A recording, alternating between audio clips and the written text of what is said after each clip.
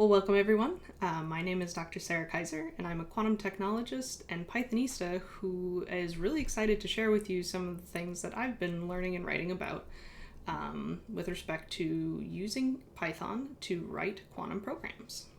So let's get to it. So I'll be mainly talking about stuff from my Manning book, Learn Quantum Computing with Python and Qsharp, which I've been writing with my partner Qsharp here. We have a really cute pupper. They're named Chewy, and we're really passionate about making technical subjects, especially in our area of expertise of quantum computing, more accessible to the general public. And so we do a lot of writing, whether it's for textbooks or blogs, and I even also write for a different age group. You can see the baby books there, which are also pretty fun and pretty quick read. So let's get into the subject here. So firstly, my goals today are I want to show you that your Python skills already are a great start to getting into quantum development, and that anything else you might need to learn, you can learn as you go. So in other words, you can start writing code for a quantum computer today. So generally when I give talks and interact with folks, I like to ask, what do you actually know about quantum computing? Just because it is a kind of sometimes esoteric or just strange, there are a lot of interesting perspectives or approaches to what people know about it. So I'll just give a quick overview of kind of responses to what people normally say in response to that question. So a lot of times folks say they're spooky, quantum computers are weird, things can be in two places at once, they're going to replace your regular computer, all of which are not true. And also, please, can we lay off the cats? The poor cats, whether dead or alive, should not be in boxes. Let's stop tormenting them. So if quantum computers are not all of these things, which are kind of frequently in the dialogue about quantum computing, what are quantum computers?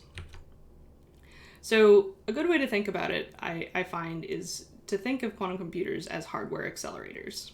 So kind of like you have GPUs on your regular classical computing machines that accelerate certain types of problems. Similarly, a quantum computer would exist to accelerate certain types of problems that, take longer to maybe run on your regular CPU or something like that. Similarly, you don't run everything on your GPU because that just doesn't make sense, because not every sort of computation is accelerated by that framework.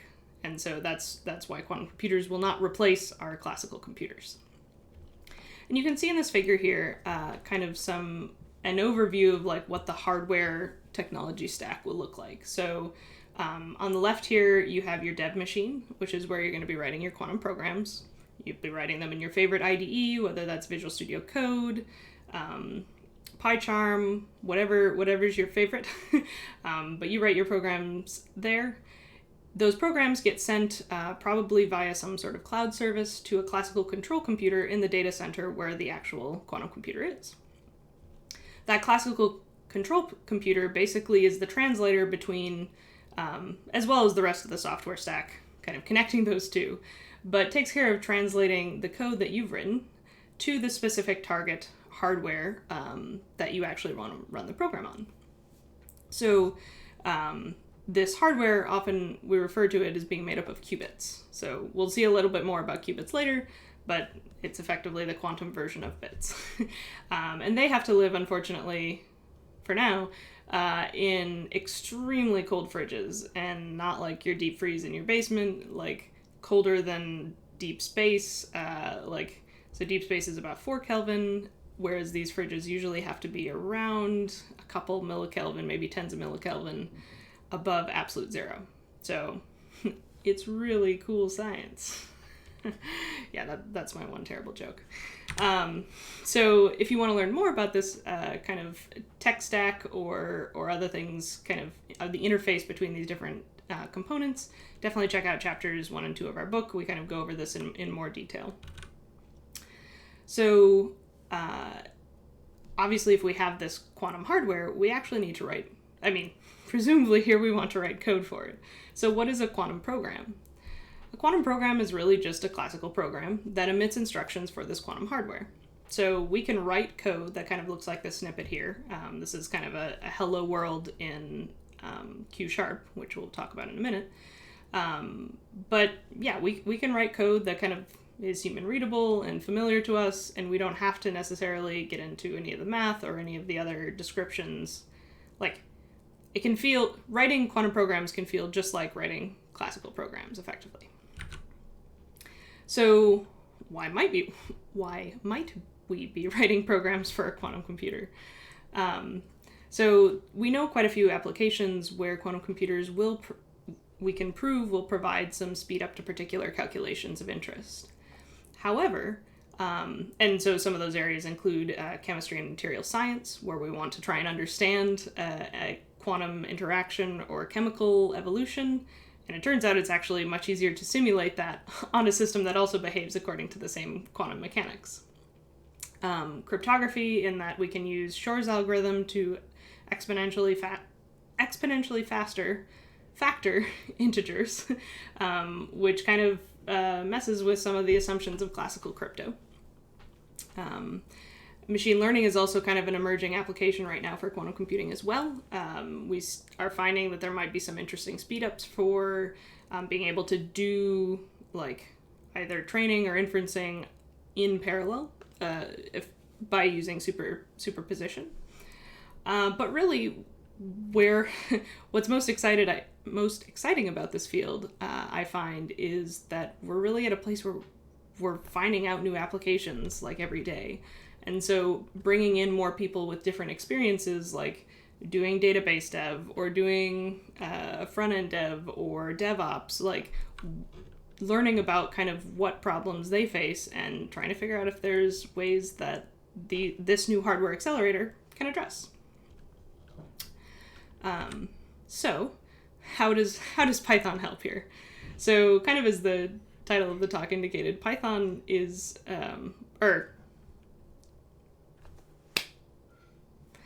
so as we were kind of discussing earlier, Python is one of my favorite languages, and I often use it as a glue to kind of mesh together different parts of either an experiment that I'm trying to run with simulation, or my IoT devices to each other, to some sort of logging mechanism. Like, Python is a really great tool for kind of taking different technologies and smooshing them together. And accordingly, there are a ton of different packages for Python that are kind of oriented for either learning about quantum computing or writing code for quantum computers. It's really neat how kind of a lot of the quantum computing community is kind of settled on Python as their go-to language. So we're going to take a look at a couple of these packages today and just kind of give you a taste of what that ecosystem looks like. These two packages are Qsharp, which provides Python interoperability with Qsharp, which is the other interesting language that I want to share with you today, and Qtip, which is a Python package that basically helps you work on understanding the math and kind of using it for doing, I use it a lot to do kind of scratch work for calculations and stuff to kind of check my understanding. You maybe think of it as like NumPy but for quantum computing. It does actually also use NumPy, so anyway, so Qsharp. I've mentioned it a few times. What is it and why does it matter to Python users? So Qsharp is an open source domain-specific language for quantum computing developed by Microsoft, and it's included as a part of the Quantum Development Kit, which is a platform for both like writing and developing quantum solutions as well as executing them on hardware. Qsharp, you can kind of see from this figure how using Qsharp in Python kind of works. So you have you have your Qsharp program, which it is a separate language, but you write your functions and operations, and you can leverage libraries written for Qsharp. And then what you're going to do is you're going to use Python actually as your host for your Qsharp program. And Python is going to take care of kind of collecting all the bits of your Qsharp program and handing that off to a particular target machine. So on the right here, you can see a bunch of different possible target machines, everything from actual quantum devices to simulators and resource estimators, which can be particularly useful when you're trying to learn about quantum programs that maybe we can't actually execute yet. So, and Qsharp is useful from the standpoint that it is a very high-level language, meaning you can write algorithms kind of the way you think about them without having to kind of like decompose them into like logic gates or, you know, perhaps lower-level representations of what you're trying to discuss. Like, it's kind of the difference between, say, writing in assembly or writing in Python. It's a lot easier to do like array manipulations in Python than it would be in assembly. So it really kind of allows you to go further with the technology. And if you're interested in running on hardware, I'll point out that there is a preview right now for Azure Quantum to get access to the quantum device target machines. So you can check out azure.com/quantum to sign up for that. So for our purposes of the demo here, we'll be using a simulator target machine. You can see here that's highlighted in yellow. This is a pretty common target because even on your desktop machine, you can actually simulate up to about 30 qubits, which is a pretty good space for kind of learning about how the algorithms and programs are working. I regularly try to blow up my computer that way, but that's all right. And as a part of our book, you also get to learn kind of how these, learn about this interface and what kind of the API here is between the host and the target by building your own quantum simulator in Python. So you actually get to kind of build up and simulate this whole infrastructure in Python before jumping into using it with Qsharp and the QDK, which I find really, like, as an experimental physicist, I usually like to break things and build them myself first before trying to understand, you know, like bigger, more complicated systems. All right, so let's get into some demos. We're going to start with Qsharp here, and just like any other Python package, we're going to import it and then just double check that we got the versions that we expected to. So that all looks good. We're on the 0.12 release for July. And our first task that we want to do with a quantum program is to generate quantum random numbers. Now, random numbers are used in a lot of different places in computing, from seeding like cryptographic algorithms or generating, well, mostly seeding different things, but they're really important. And generally speaking, random numbers generated by your classical computers are only technically pseudo-random, meaning if like somebody knew the exact architecture of your processor, they could actually get potentially the same exact bit string or stream of random numbers. And it turns out that quantum qubits can actually help you get truly random numbers because the randomness is coming from quantum mechanics itself. So we're going to try to make a quantum random number generator, and since we're not actually running on quantum hardware, it'll still be pseudo-random, but we're in the right direction. And for bonus points, we're going to try to share this randomness with another kind of cool attribute of quantum hardware that we have. And so we're going to try and share that randomness without actually sending the classical bits. So we want to send quantum information instead. So let's get hands-on. So here's a code snippet of some Qsharp code that will generate quantum random numbers. And by random numbers here, I mean basically a random bit string of zeros and ones. So each time we run this operation, it will give us, we can see from, so from the code here, we have a namespace, which just is basically like a scope. Then we have this operation called SampleQrng that has a return type result. So when we run this code, when we run this Qsharp code, it will return a result. And you can see we're doing three things here. This using statement and then qubit. So the qubit's coming up again. H of a qubit and M reset Z on a qubit. So with no other context, you might be like, what's going on here? So let's actually dig in. First, because we've imported Qsharp, we can actually access those namespaces in our Qsharp files as if they were kind of in Python files. So I can do from manninglive.demo import SampleQrng. And now I have that basically available as a Python function. Just like in Python, if you don't know what something does, you're probably going to look for the docs or the help string. So we can use the kind of question mark operator here.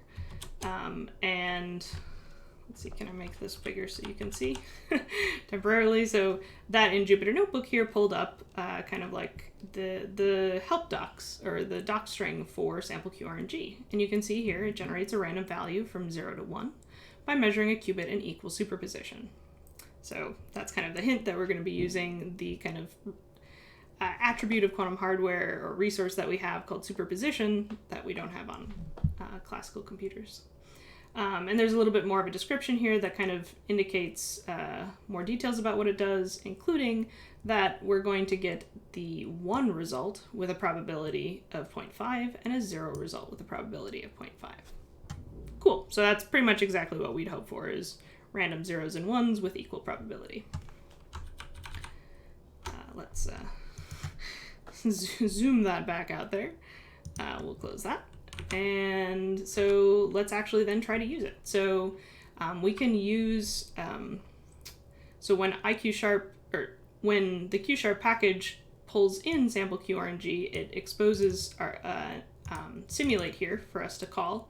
And since it doesn't take any arguments, we don't have, SampleQrng doesn't take any arguments. We don't have to provide any here to the simulate. And we can just call this 10 or so times, and we get a bunch of random bits. And technically these, I mean, they're still pseudo-random because we're simulating the quantum device, but if we targeted rather than a simulate here, like run on hardware, these would be quantum random numbers that then we could use and do whatever we want in Python with. So I kind of maybe glanced over something here, which is, what is a qubit? We mentioned earlier that basically it is the quantum analog to the memory, kind of fundamental unit of memory in our classical computers, which we usually think of as a bit. So a bit we represent literally, which is the number 0 or 1, but here we're actually going to predict what a qubit will do, or kind of record what we know about its state, what we know about the qubit as a vector of 2 complex numbers. So the other Python package I mentioned that we're going to take a look at is called Qtip. And so Qtip actually gives you a lot of kind of pre-made like classes and functions and operations that just make it really easy to say, hey, I would like a qubit, or I would like to do this particular operation, and you don't have to implement all the math and all the kind of operators yourself. So here we're going to use Qtip to give us basically what is this vector that represents a qubit. And so you can see here, it also, Qtips keeps track of a little bit of extra metadata here, but the main thing here is that it's a column vector that has of 2 complex numbers. Technically the complex parts are 0 right here, so it's not reporting them. But yeah, it's just a vector of 2 numbers. So we call this the state of our qubit, and simulators basically go through and keep tabs on the states of every qubit, and that's how you can simulate a quantum system. Like, it's pretty easy. The problem though is this scales exponentially with the number of qubits that you want. So basically the memory that you need classically to simulate the quantum computer blows up, out of normal computer reach at about 30-ish qubits. But that's still quite a few qubits that we can use to actually learn how algorithms work and learn about what is actually going on. And so what could we do with those like 30 qubits we could simulate, or qubits if we have access to hardware? There are 3 things that you can potentially do with a qubit. You can prepare it in a particular state, or prepare it to have a particular state. You can do an operation on the qubit, or with the qubit, and you can measure it. And these are pretty similar to like what you could do with a regular bit, right? Like you can allocate memory, you can do logic gates on that memory, and you can measure it or observe it to read it back out. So this is very similar to what you would do with bits in your classical computer, except there's some slightly different rules about each of these. So let's look at that snippet again that's generating our random numbers. We've got that namespace. We have an operation that's going to give us a result. And so now we can drill into, so using here is our syntax for telling our target machine, hey, we'd like a qubit, please. So here it's a single qubit, and we're going to give it the name, we're going to give it the name qubit here for the purposes of this scope. So that's our preparation or allocation.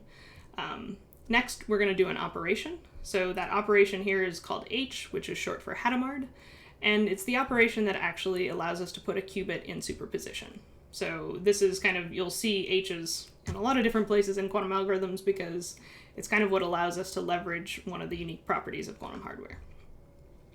And after that, we can return M on a qubit. So M here stands for measurement, and that basically will give us back out the classical bit value that we can read out from this qubit.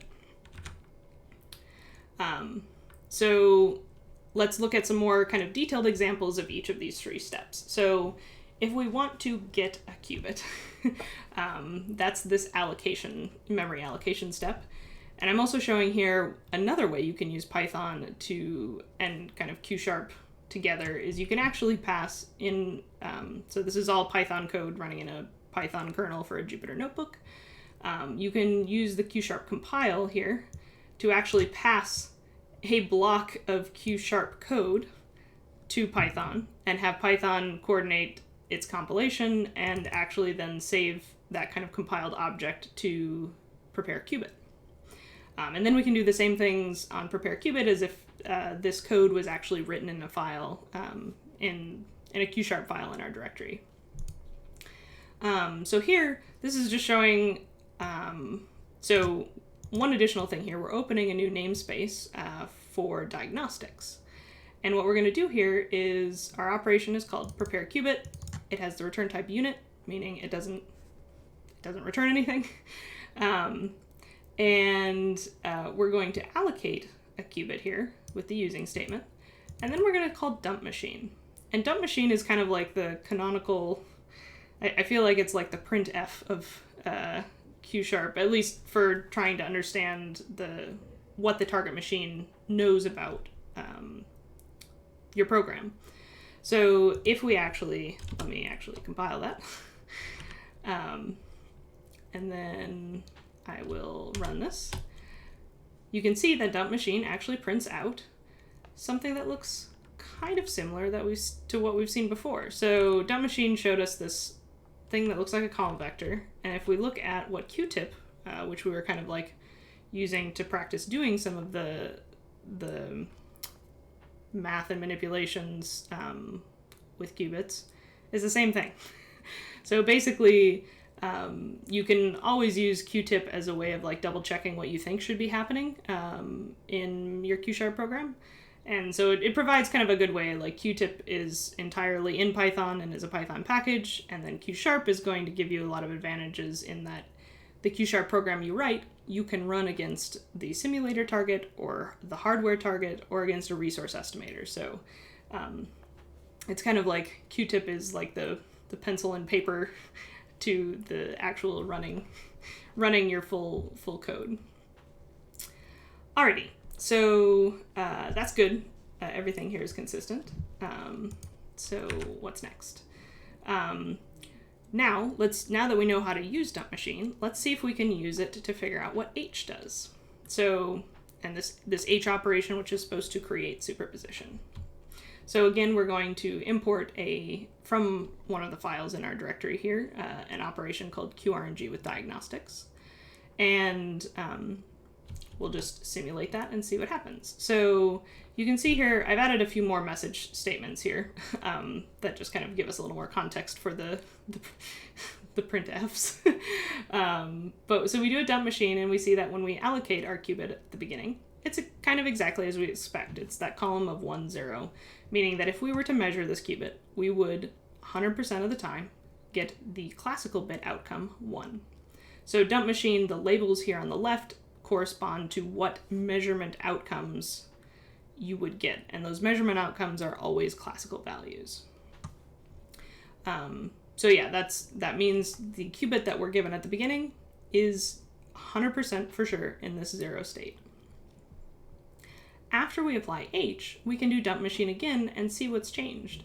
And what you can see here is that now we have kind of like the same number for both the 0 and 1 labels. And what that's telling us is basically that there is the numbers here, technically the square of these numbers, represents the probability that you'll measure your qubit in each of the labeled states. So if you square this, it turns out that it's 1 over square root of 2, so you square it, it's 1/2. So what this is saying is that we have a 50-50 chance of measuring either 0 or 1. So that's kind of ideal, and that's also exactly what H does. And something I want to make sure I highlight is dump machine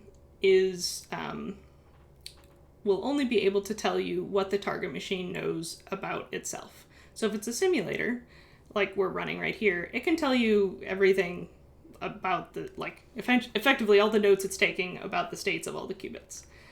If you're running against hardware, it would be things maybe like temperatures of different things, like it's diagnostic information. The hardware devices themselves do not, like, the qubits are the information.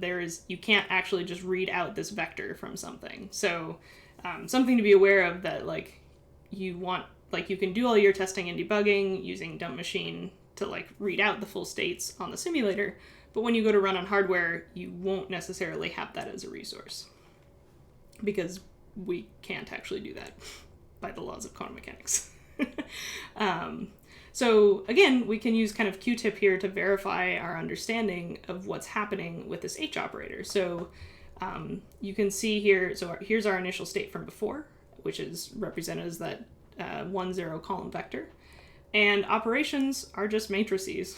So really quantum, if you're cool with linear algebra and are really good with matrix manipulations and stuff in Python, you're gonna do great in quantum computing, because that is pretty much 95% of it. The other 5 is the only parts that are non-linear or couldn't be represented like this as measurement. So but yeah, so you can see here Q-tip has a built-in Hadamard transform, which is just a matrix, and we can evaluate this product of the matrix and the vector, and we get a new vector that looks just like what dump machine told us. So yay, our simulator, both the simulator and the target machine for Qsharp, matches our understanding with Q-tip as well. But you might say this is all nice and well, but this is really only just 1 qubit. So generally speaking, we're gonna want more than that. So how do we go from there? So operations that involve multiple qubits can create entanglement. And as I mentioned before, operations with multiple qubits can create entanglement. And as I mentioned before, so the H operation kind of generates superposition for us. There are other operations that kind of allow us to entangle different qubits. And a good way to think about entanglement is it's kind of like moving information around. It's not it's associated with teleportation, but there's no Star Trek teleportation here. So let's pull in some code from the Manning live.demo namespace here that actually entangles some qubits, and let's just see what it does and then dig into what's going on. So we're going to do a similar thing where we're using dump machine to keep track, to kind of show us what it knows about our qubits. And you can see when we allocate or kind of start off our program with 2 qubits, now we have at least we have 2 to the n labels here. So if we just had 1 qubit, it was just 2 labels. Now we have 2 qubits, so it's 4 labels. And what this again represents is if we were to measure our qubits, these are all the possible measurement outcomes. Which makes sense. We could, if each one has 2 options, that's 2 to the n options. And so what you can see here is when we allocate 2 qubits, we know for sure that if we were to measure them, they're both in the 0 state. And that holds true for basically as many, when you allocate qubits in Qsharp, you know that you're given them in the 0 state. You can count on that. So regardless of how long this table gets, it will always have a 1 at the beginning when you first allocate those qubits. So after we do the operations that generate the entanglement, what happens? Well, you can see something similar. You can see these amplitudes, or you can see the values here that kind of look like we had before with superposition, but it's only on the 0 in the 0, 0 line and the 1, 1 line, and actually we have straight up zeros in the other 2. So what does this actually mean? So it's telling us that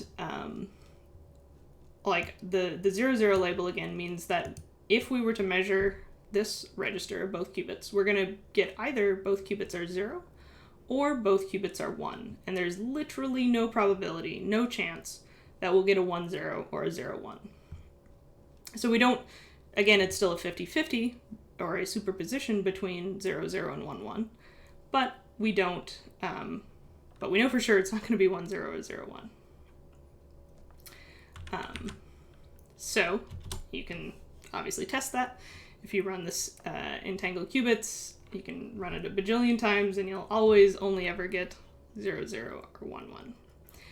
And this kind of like, so we can see both the superposition and the entanglement part here is basically that we know that both qubits, when we measure them, will have the same value. And so that's kind of, so here we get the bonus points. So if we actually entangle 2 qubits like this, and say I keep one and I give one to you, when we measure them, like when I measure mine, I will know for sure what yours will measure to, and vice versa. Which is pretty much exactly the scenario that you want if we're trying to share a secret. Because also if someone tried to measure, say, the one I sent you before it got to you, there are ways actually I can tell that. And so it's kind of like putting your qubits in superposition like this is kind of like putting a tamper-proof seal on your information. So that was our first task. Now we're going to get into task kind of like building up, and we're going to work on actually implementing a quantum algorithm, or at least looking at how one works. For the full details and for actually working through and implementing these, this is chapters 6 and 7 in the book. To do this, I'm actually going to tell you a story, and it kind of helps with the fact that the application itself, or like the description of the problem seems a little esoteric. So we're going to put it in the context of a fun game. So back in the land of Camelot, we have the great wizard Merlin and the lady of the lake Nimue. And this is kind of like the typical Camelot scenario. You know, Merlin wants to mentor the new king. At this point, Arthur and Mordred are still fighting over who is king. And Nimue is like, I just want some peace and quiet. Like, I want to make sure that Merlin's mentoring someone and we can get a king, but I don't really care who the king is. So, yeah, Nimue wants to make sure Merlin is going to be a good advisor to the king, but doesn't care who Merlin chooses. And so, can Nimue test Merlin and make sure he's going to effectively not doom Camelot without actually learning too much about what Merlin's going to do? So we're going to put this in the context of a game called Kingmaker. So Nimue gets to ask Merlin a single question. Should a particular heir be the king? And so she can choose to either say Arthur or Mordred. There, doesn't really matter. It's her choice. Merlin then gets to respond with a yes or a no, and doesn't say anything else, and that's basically the response. So we can write a table here of basically all possible outcomes of this game. So you can see here, this first column here is if Nemune says, should Arthur be the king? Or the second column is, should Mordred be the king?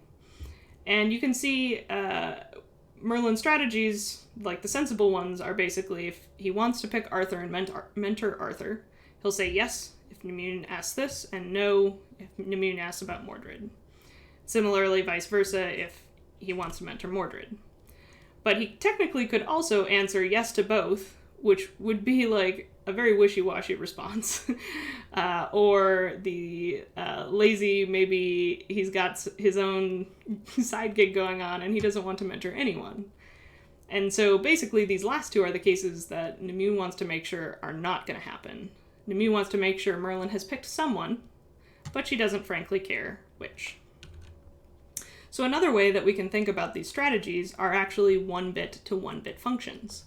And just like the 4 strategies Merlin could have, there's 4 possible 1-bit to 1-bit functions. And so we kind of label them as ID here, where like whatever Nemune asks about, Merlin, so like the inputs here represent Nemune's question, and the outputs here represent Merlin's response. So here we have kind of an identity mapping, so that's why it's called identity. Here we have a not. And then the other 2 options are basically the bad cases for Merlin's strategies, where he always says false, or he always says no, or he always says yes, no matter what Nemune's questions are. So if we go ahead here, we can, so here's where the quantum part comes in. We're going to use the Deutsch-Jozsa algorithm. And the Deutsch-Jozsa algorithm goes like this. You have a black box quantum operation.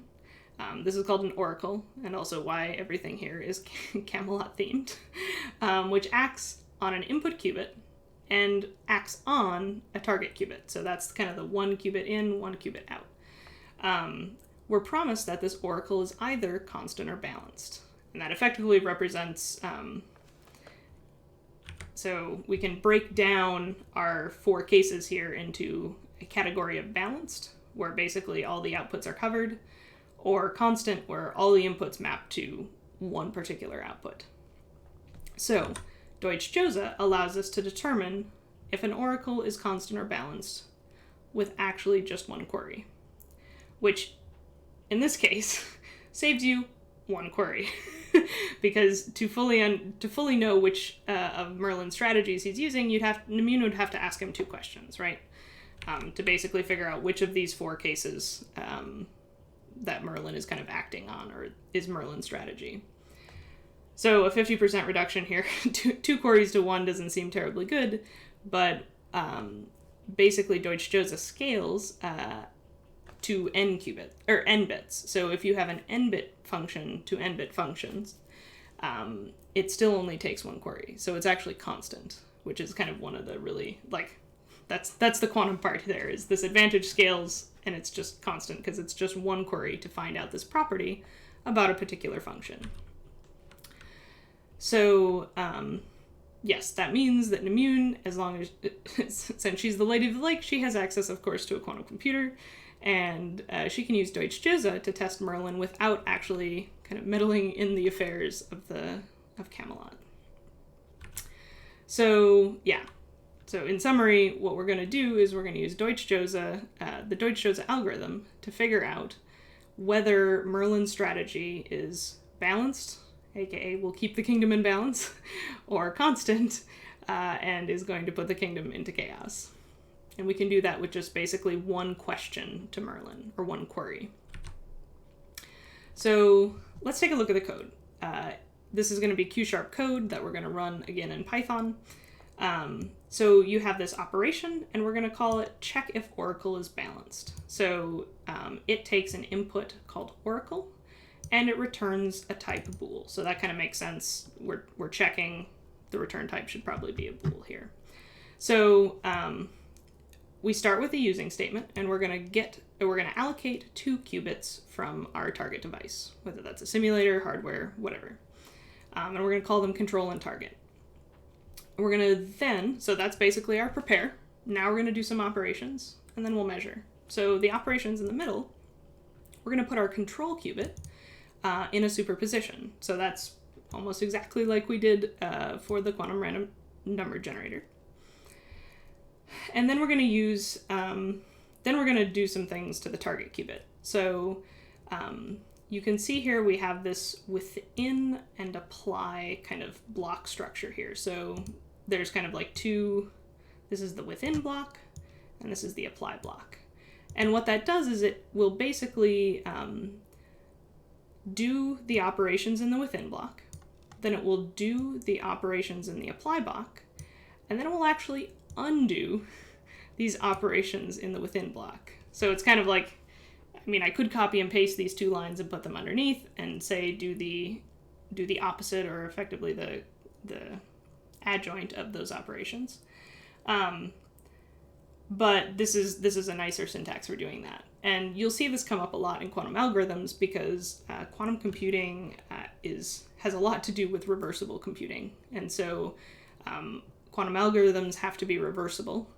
And that means we have to kind of do a lot of things to make sure we can easily undo and like go forwards and backwards in our algorithm at any point.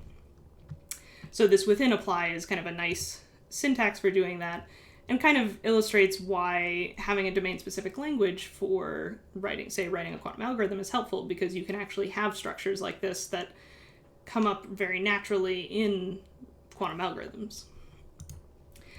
So after we do that, those are all of our operations, and then we're going to do M reset on our control. So that basically measures and then resets the qubit as necessary.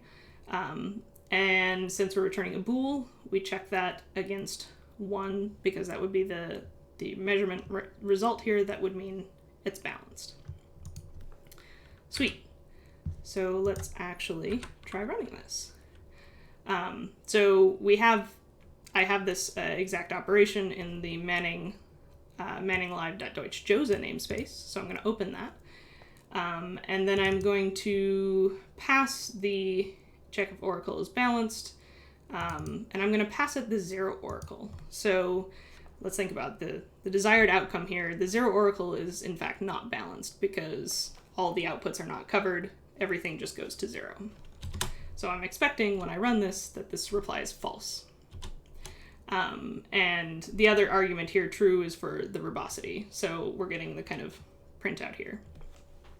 So what I want to point out and have you take a look at is look at the kind of signs here in front of, so this is, you're going to see the same kind of before the oracle call for every one we look at. We'll have 4 different oracle calls we could look at.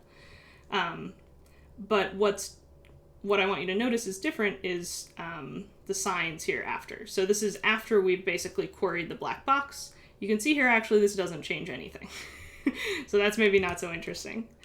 But if we try out check if oracle is balanced on the 1 oracle, so let's compile and simulate that. Again, we still get false because that makes sense. The 1 oracle is not, in fact, balanced. But you can see here the signs have actually shifted. So we had before positive, negative on here. And here you can see now it's like negative, positive. Now, technically, both of these output states are indistinguishable to us because they differ by what's called a global phase. Meaning, if I take a -1 and multiply all of those values by a -1, I get the other one. So we don't actually have the ability to tell or measure or distinguish between different global phases. So it's actually the case that after this oracle call, Nemune really can't know anything about whether Merlin's strategy was the 0 or 1 strategy, other than that he was using a not balanced or a constant strategy. So all of that information is effectively obfuscated, and we're not learning it. But we're also not querying it that many times. So that's kind of the trade-off, is quantum computing really gives you this neat infrastructure. So let's now take a look at, let's check if the oracle is balanced if we give it a balanced oracle. So that would be the ID or not oracles here on the left. So if we compile it and we check the not oracle here, we take a look at the signs. What you notice here is the parity is actually different. So, before we were like, there's no way I can multiply by a constant all of these values and get either of the values for the 1 or 0 oracle. And so that is a relative phase between these different possible states. And we can actually measure that. So that means, and you can see here we got true, so that means that Immune can actually tell whether the oracle is constant or balanced without learning anything else that she maybe doesn't care about, which is exactly what she wanted. So let's put it all together and just kind of do one query, one answer. We're going to, in our Qsharp file here, we have an operation called run Deutsch Jose algorithm. We're going to import that. If we turn off verbosity, it's just like, yay, all tests pass. And here we can actually get a verbose version, which just basically goes through and checks and tells us what it got for each of the oracles. So the 0 and 1 oracles, again, should be false. That makes sense. They're not balanced, and the ID and not oracle are balanced. So this has been a really quick overview of the Deutsch Jose algorithm. Again, if you want more info, you want to get into more of the code and the details of how this algorithm is working, definitely check out particularly chapter 7 of the book. But now, Camelot's future is safe. You and Immune have used a quantum algorithm to make sure of it, as long as Merlin sticks to his job. So let's hope he actually picked a good king. So in review, we have made some quantum random numbers, actually. Shared those random numbers with other people with entanglement. So you made the random numbers with superposition. You shared them with entanglement. Then you use superposition and entanglement to implement a quantum algorithm that allows you to kind of learn properties about a function without actually, in constant time, and without learning other things that you don't really care about the function. And all of this with Python tools, using your Python tools and skills, like this is a Jupyter notebook with a Python kernel. You can use all of your favorite editors and stuff. All of that is good to go. And you can start working on writing code for a quantum computer. So what happens now? Firstly, go try Qsharp and Python for yourself. I always kind of like to dig into a new technology, like whether it's a new Python package, I know, shame on me, I probably don't go read the docs in full first. I go find a blog post, I go find, maybe a quick start guide, something like that. And so find is the people in it. And make sure to leave the community better than you found it. So contribute to docs, fix bugs, file issues. In general, I've really found the Python community to be great at this. People are very welcoming. There's tons of Slacks and different kind of community platforms where we can all work together and make our tools and expand our knowledge. And act intentionally to make sure we include everyone in this exciting new community. So, resources that might be useful. The obvious one is the book Chris and I have worked on called Learn Quantum Computing with Python and Qsharp. And you can check out the docs for Qsharp, which also includes the docs for the Python interoperability. So that'll be at docs.microsoft.com/quantum. And there are a ton of community projects kind of similar to the Python community that are just groups of people who really enjoy building this stuff and hanging out and working on it. So there's qsharp.community. There's a Stack Exchange for quantum computing, and I run a meetup group in Seattle called Women in Quantum Computing and Algorithms. We host talks and stuff, kind of at a very similar level, where you can just kind of learn what everybody's working on. So thank you so much for your time, and I hope this gets you excited to dig into building quantum applications and programs using the skills you already have with Python, and to find the quantum solutions of tomorrow. So thank you so much. Bye.